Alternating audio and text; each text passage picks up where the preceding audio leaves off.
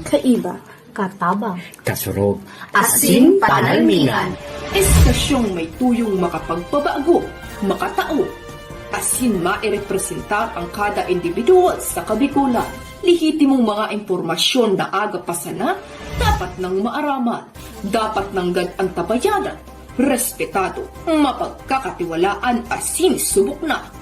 Bicolnet TV, may panenintugan, daing kakampihan paduman sa progresibong kabikulan.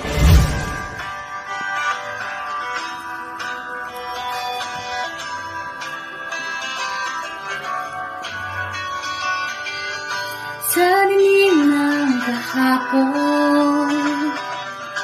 Osmong ng liwanag sa atin ngayon, istasyong magmumulat sa Bicolano, magbibigay pag-asa sa ating puso.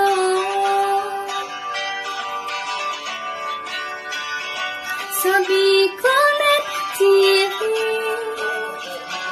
hatid ay serbisyo, balitang purong-puro at aral mismo. Marami nang natulungan,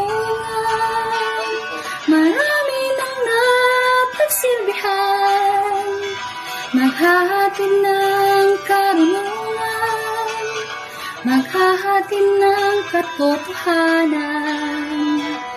Dito lang yan sa Bicolnet TV. Bicolnet TV. Kaiba, katabang, kasurog, Asin panalmingan. TV.